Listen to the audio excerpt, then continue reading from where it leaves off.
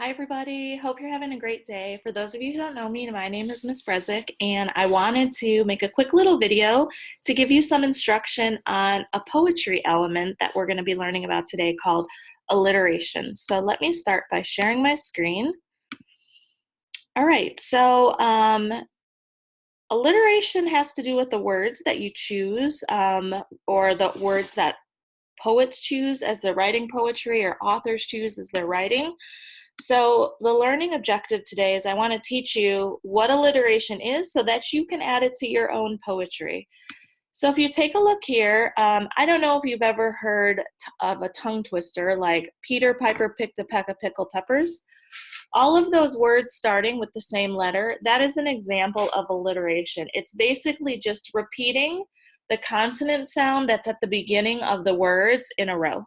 So I'm going to show you an example of a poem with alliteration. This poem is called This Tooth. Alliteration is used in 2 of the 3 stanzas here. So listen and see if you can think about where the alliteration is. So this tooth. I jiggled it, jaggled it, jerked it. I pushed and pulled and poked it. But as soon as I stopped and left it alone, this tooth came out on its very own. So it's a cute little rhyming poem, but you can see that there is alliteration here in stanza 1. The words don't have to be exactly in the same, you don't have to just have J only words, but you can do it like this.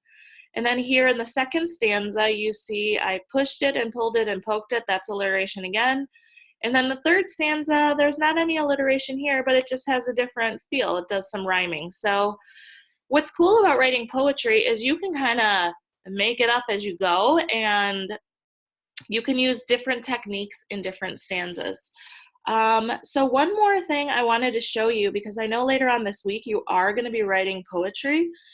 If you were, let's say, stuck and you wanted to use some alliteration, if you go to Google, and I just recently did this search, words that end with S, you can find, words that start with S.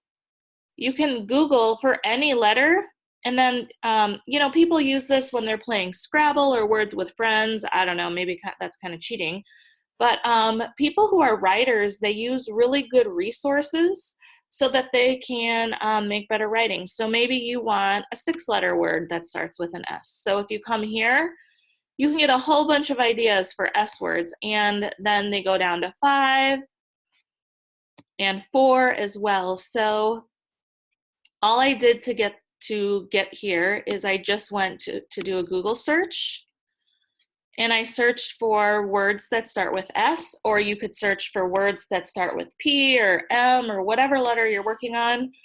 And then you should get some kind of dictionary entry where you can click and get that information. So I hope you learned something new today about alliteration. I know your teachers were really looking forward to seeing what kind of poetry you come up with later on this week, all right? So have a great day, and hope to see you soon. Bye.